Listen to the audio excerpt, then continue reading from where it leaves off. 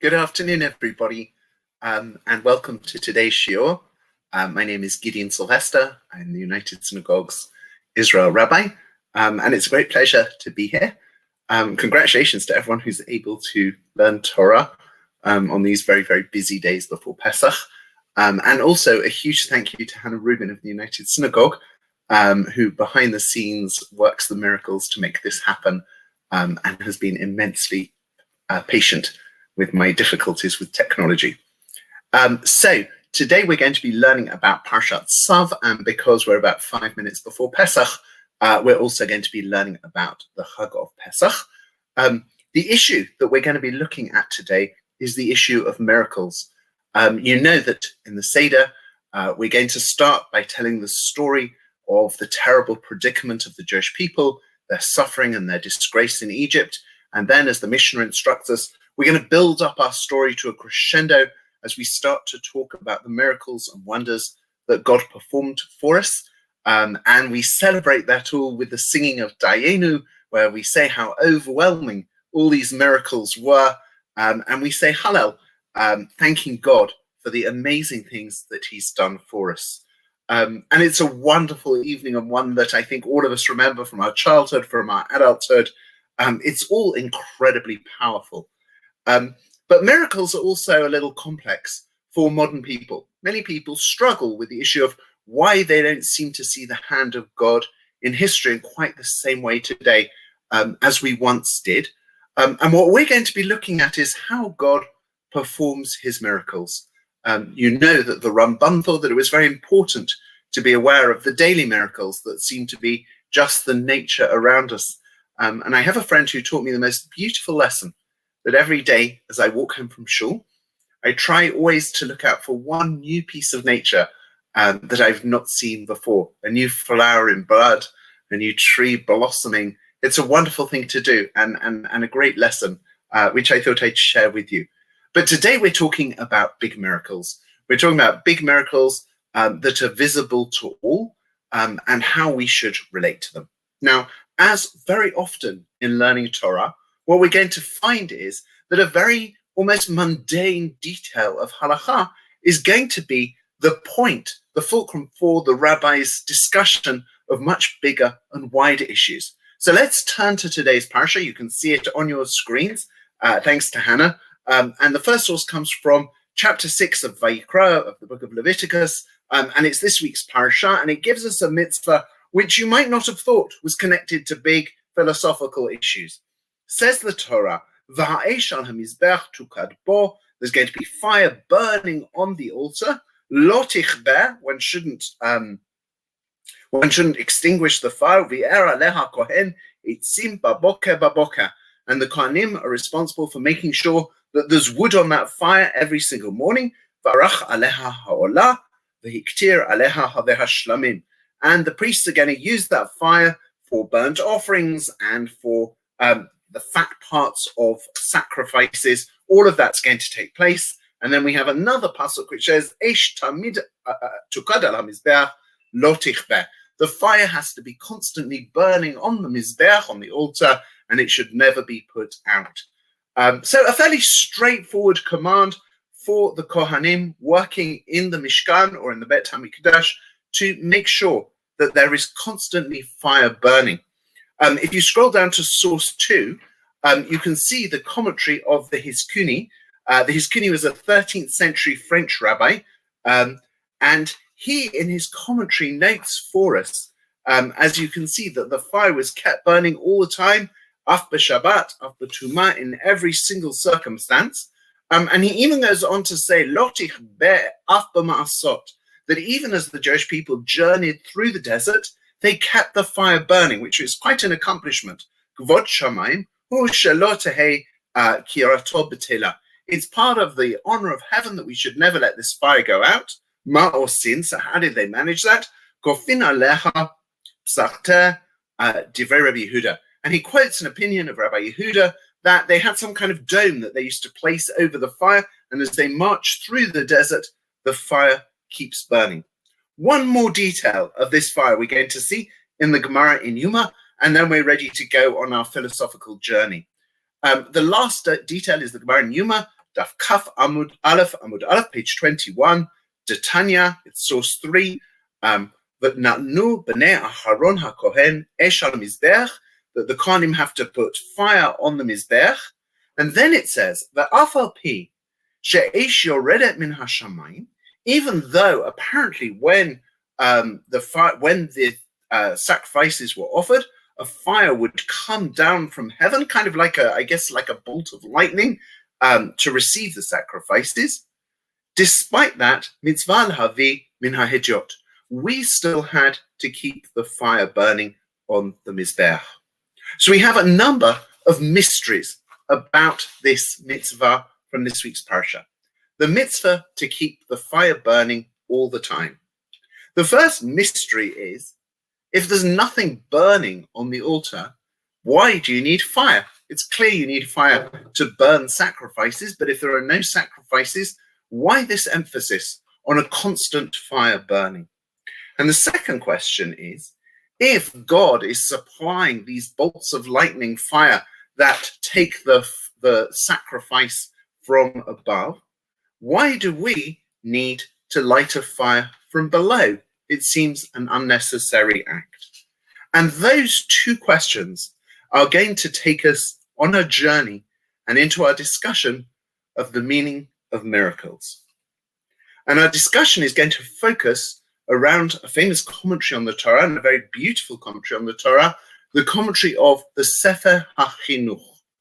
The Sefer HaChinuch, it's translated into English, I think, as the Book of Mitzvah Education, and you can find it in your Jewish bookshops, is actually a slightly mysterious book. We don't know exactly who wrote it. We know that it was published anonymously in 13th century Spain. It's normally attributed to Rav Aharon Halevi of Barcelona, but there are a number of other opinions as to who might have written the book, and various scholars have done detective work to try and track down the author of the book. What's very lovely about the book is, of course, that he wrote it as a bar mitzvah present for his son. He felt his son was idling away his Shabbat afternoons with too much fun and sport and football. So he wrote a book as a bar mitzvah present for his son and said, this is a book for you to learn. And the book is beautiful. What the rabbi does in the book is he describes each of the 613 commandments in the Torah. He says what they are. He describes the philosophy behind them in what he calls the shorshei HaMitzvah, the roots of the mitzvah, and then he tells us to whom it applies and when. And we're going to follow some of the Sefer HaChinuch's description of this mitzvah to keep the fire burning, to try to understand why God found it so important to demand that we have a fire burning even when there's nothing to burn, and why God wants this fire to burn even though he's going to send his own bolts of fire from the heavens to receive the sacrifices. And those two questions are going to be a kind of jumping board, a springboard for the Sefer HaChinuch to explain his thoughts about miracles. And we're going to look at them and a couple of other explanations. So I hope you're all ready with us. You can see it up on your screen. It's source 4, the Sefer HaChinuch. And he says as follows, Mishorshei HaMitzvah. Remember we said Mishorshei HaMitzvah means he's going to tell us the philosophy behind it. Hakdama, here's my introduction to it. Yadua hadavar beinenu, ve'etzel kol chacham. We know, and every scholar knows, ki nisim gedolim asher ya'aseh ha'kel el bnei adam b'tovat hagadol, le'olam ya'aseh derech seter. That when God performs miracles for us, he always tries to disguise them. He does them in a kind of secretive way. V'nirim ha'inyanim na'asim ktsat ki'ilu hem b'darchei ha'teva mamash, or b'karov l'teva. Says the Sefer HaChinuch, miracles will always seem as if they could be natural. They'll either seem natural or they'll seem as if they might be natural. So for all those who look at miracles and they're a little skeptical and say, well, maybe there's a scientific explanation for this, they shouldn't be ashamed. Says the Sefer HaChinuch, you're absolutely right. When God does miracles, he does them in ways that look as if they're natural. Ki gam b'nes kriyat yam suf shahaya hanes hamfarasem Katuv sham, vayelech Hashem et hayam b'ruach kadim azah kol halayla, v'yaseh et hayam lechorva, vayivku hamayim. Even when it comes to the splitting of the Red Sea, which is generally acknowledged to be one of the greatest miracles of all time, says the Sefer Chinuch, note that when the Torah describes it, it says, God sent an east wind to part the Red Sea. If you'd been looking at the parting of the Red Sea, there would have been plenty of room for you to suggest this is not a miracle at all. It's simply the east wind blowing. And the Sefer Chinuch goes on to say that, well, let's read it. Hamaskilim yavinu ki inyan set hazeh lemala ha'adon v'shvelut hamakabel. This is because God is showing us the greatness of the master and the lowliness of the receiver. That's us. Umizeh ha'inyan sivanu lavir esh b'mizbeach. And that's why God commands us to have fire burning on the altar. Afal pi shesham yored derech yored esh min hashamayim, even though this fire is coming down from the heavens, as we learnt in the Gemara in Yuma, kedei lahastir hanes, in order to conceal the miracle. Lefi hadomeh sha'esh hayoredet lo hayta niret b'yiridata min hatam sha'amarnu, so that it will look as if the fire is disguised, the fire that's coming from above, and people will think it's just our fire from below. And the Sefer Chinuch goes on to say, and that was the case pretty much all of the time, and he lists a series of 4 exceptions where the fire that came from above was visible, and you can read those for yourselves. But what's important to us is that the Sefer Chinuch is pointing out to us, number one, that when God does miracles, he does them in a way that will always look as if they're natural circumstances. And number 2, that God wants us to cover up the miracle. He wants us to be party to that process of concealment, and that's why we're lighting the fire from below. Many scholars were fascinated by the explanation of the Sefer Chinuch, and they were left with many questions about it. It's very beautiful that the Sefer Chinuch points out to me that even the miracles of Pesach, even the miracles that we're going to spend our Seder night describing, did look natural. Don't be embarrassed to say they look natural. That's how God does it. And not only does God do it that way, he wants us to be party to that process. But the question is, why? Why is it so important for God to disguise his miracles? And why is it so important for God to want us to be part of that process of disguising the miracles? And for this, we're going to turn to 2 explanations in particular. And the first comes from Rav Kook. Rav Kook, you know, was born in 1865. He was born in Europe. He was a great scholar in Europe. And he came to the shores of Palestine. He was the chief rabbi of Jaffa for some time. He then, during the First World War, came to England, where he was a rabbi in the East End of London. My grandfather remembered seeing him in the East End of London, where he was the rabbi of the Machzikei Hadat Shul. He even got quoted in the House of Lords over the discussions about the Balfour Declaration. And then he came back to Israel, and the governor, the British governor of what was then called Palestine, Sir Herbert Samuel, appointed him to be the very first Ashkenazi chief rabbi of the land of Israel. And Rav Kook is known not only as a fantastic and extraordinarily brilliant scholar, he was also a very passionate Zionist. And I think we're going to see some of his Zionism in his commentary here, in his explanation here. You can see it. We're going to go straight to it. It's source 6, so we're going to skip over source 5 for the time being. And we're going to go to source 6, which is the one, and I just have it in English for you, so we don't need to take too much time translating. And let's listen to what Rav Kook says about why it is that God covers up his miracles and makes them look like nature. He says as follows: this intervention in nature, miracles, was always limited as much as possible, in order that we should not belittle the importance of personal effort and initiative.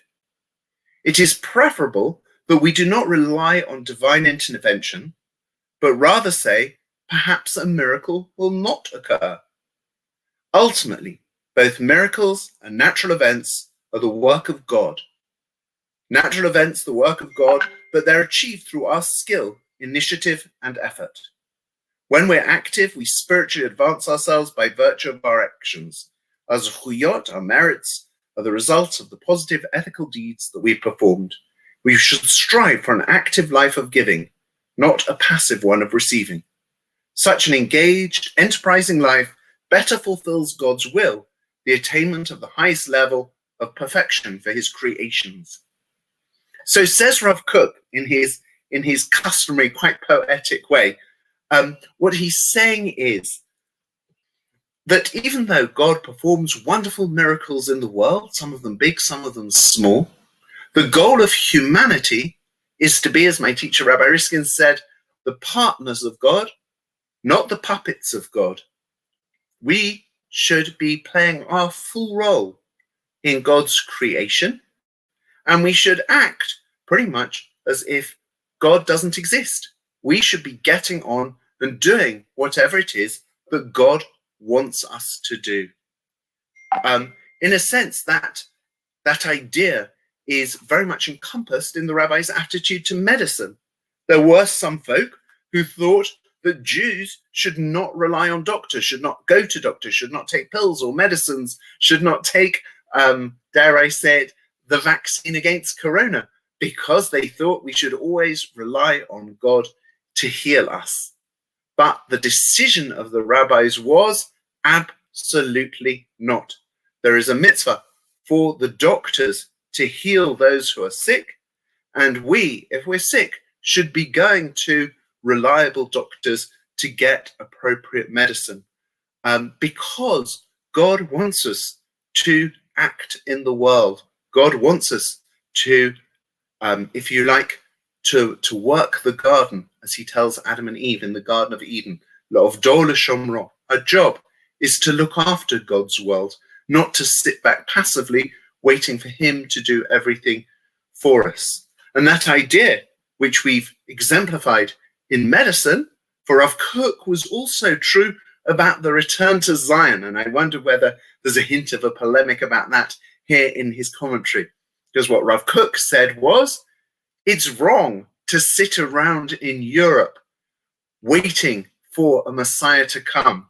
It's wrong to sit around in Europe being persecuted in the years that he lived and just rely on a miracle to save you. Your job, said Rav Kook, is to come to Eretz Israel, to come to the land of Israel, to build a country and to make a homeland for the Jewish people, which will be an incredibly spiritual and uplifting place. So says Rav Kook, the reason for this mitzvah of keeping a fire going at the Mizbeach, even though there'll be fire from above, is to teach me an important and powerful lesson, that I'm not to sit around waiting for God to give me a living, to give me money. I shouldn't sit around waiting for God to heal me. I shouldn't sit around waiting for God to ensure that there is constant justice and that the streets are policed. I have to act in the world. And that is the lesson, according to Rav Kook, of the miracles that God performs for us, that even when he intervenes in nature, even when he feels it's necessary to make changes in nature, nonetheless, he wants us to be active participants in that process. So that's the first explanation that we're seeing as to why it is that God allows his miracles to be hidden and calls upon us to be part of the process of hiding them. The second explanation that I'd like to share with you about why it is that God wants these miracles to be hidden is not so much about the physical consequences of our actions, as Rav Kook put it, but rather, as Rav Chaim Shmulevitz explains, it's actually about something different. It's about our spiritual development. And Rav Chaim Shmulevitz said the following. He said, if all the miracles that take place were visible obvious, clear, then it would be impossible for us to have free will. We would have no choice about what we did. There'd be no room for doubt. There'd be no room for questions. We would simply do God's will always, without any question at all. In fact, that idea is the source of a very famous discussion around Purim, that the rabbis complained that at Mount Sinai, God's miracles were so obvious. The coming out of Egypt was so obvious. The fire and the lightning and the shofrot at Mount Sinai was so obvious. Said the rabbis, the Jewish people had no choice but to accept the Torah, because how could you possibly refuse in the face of the obvious presence of God? And therefore they said the moment where we really accepted the Torah for real was at Purim, because Purim is the time when the miracles were even more hidden than ever, where God's name doesn't appear in the Megillah, where there's no obvious miracle. That's when you have real free choice. And Rav Chaim Shmulevitz seems to be going in that direction in explaining all miracles. Says Rav Chaim Shmulevitz, even if it's the miracles of Pesach, even if it's the clearest and most obvious miracle there is, even if it's the miracle of the crossing of the Red Sea, where the Gemara says that even the least spiritual human being could point and say, this is my God, because the miracle was so obvious, nonetheless, even there was an east wind blowing and there was room for doubt. And Rav Chaim Shmulevitz says that's because God wants us to develop our spiritual thoughts. He wants us to work on our spiritual development. He wants us to struggle with the questions that many of us have in the world and to find God's presence in the miracles that he does. And that's why at many miracles, there's a mitzvah of what's called Persumenessa, of publicizing miracles, which in a sense seems to contradict everything that we've seen before. The idea that all these miracles that God took so much trouble to hide and commanded us to hide, nonetheless, actually, we have to speak out loud and clear about them. We have to light our Hanukkah in the window so everyone can see it. We have to read the Megillah in the biggest congregation possible so that everybody can hear it. And we have to sit around the Seder table and explain the miracles to our family and share the discussion about them. Because to be a Jew is to learn about the miracles, to think about the miracles, and to question the miracles, and to reach the conclusions of God caring for his people. And what I'd love to do is to show you one example of what Rav Chaim Shmulevitz was talking about. So if we go down to source 7, we can see two of my favorite midrashim about the crossing of the Red Sea, and about how, as Rav Chaim Shmulevitz and the Sefer Chinuch pointed out to us, even at the time of the crossing of the Red Sea, it was possible to think that no miracle was taking place, or to do what Rav Chaim Shmulevitz suggests that we do, to develop our spiritual resources, to develop our spiritual understanding, to develop our spiritual antennae, to sense the presence of God. So here are two beautiful midrashim which talk about what happened as the Jewish people crossed the Red Sea. So here's the first one about the spiritually developed people. And it's told to us by Rav Nehorai, and he says as follows: Darash Rabbi Nehorai, Hayta bat Yisrael overet b'yam, ubina biyada, ubocha, pshuta yada v'notelet tapuach or rimon mitoch hayam. He says that there were women who could walk through the sea, through the Red Sea at the time of the crossing of the Red Sea, and they would be so spiritually uplifted that they would reach out and they'd be taking pomegranates off the trees. They'd be taking apples off trees growing in the middle of the Red Sea. What they would see around them was purely miraculous. But now turn to the next source, which is also from the Midrash Rabbah, and you can see it here in source 8, and you see that there were people who took part in this miracle and were absolutely oblivious to the fact that a miracle was taking place. Let's have a look. How do we know that they rebelled at the Red Sea itself? when they descended into the Red Sea, they found that it was still full of clay because it was wet from the water. And so it formed a kind of clay. As it says, you've trodden through the sea, through the clay of mighty waters. Reuben then turned to Shimon and said, in Egypt we had clay, which we were building the pyramids from, and now in the sea again clay. In Egypt we had mortar and bricks, and now in the sea again water and bricks. Hence they were rebellious at the sea, even at the Red Sea. Says the Midrash, you could walk through the parting of the Red Sea, and it could be that all you would see was a load of clay and muck and mud, and you'd notice that your shoes were getting dirty, that they were getting mud on them, that your feet were getting dirty, and you could be completely oblivious to the fact that a miracle was taking place around you, and all you could think of was the fact that it felt in some ways very little different to the clay with which you were building those pyramids in Egypt. And I think that it's teaching us a really, really powerful lesson. And the powerful lesson is expressed by the Chofetz Chaim, who, talking about the idea that I have to burn fire in the Mizbeach all the time, even though there's nothing burning on the altar, he said that teaches us that a Jew is supposed to have fire in their heart. We're supposed to feel God's presence and be passionate about it as much as we can, as much of the time as we possibly can. That's quite a demanding thing. It's not necessarily easy. I think it's best done, as you're doing now, by learning Torah. It somehow uplifts us. It gives us that spiritual and intellectual embrace with God. But what the Chofetz Chaim says is that when I look at this mitzvah of burning fire on the Mizbeach all the time, I have to think about myself and whether I too am a person who's burning with passion for God's world.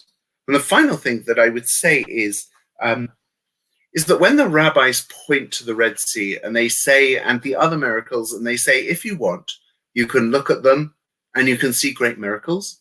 And if you want, you can look at them and you can see something totally mundane. I'm speaking to you, I have the privilege of speaking to you from Jerusalem, from Yerushalayim, from the city that Jews dreamed of and prayed towards for the last few thousand years. And if you look around Yerushalayim, you can find plenty to criticize. If you look around the state of Israel, there is no shortage of things that are mundane and that you can criticize.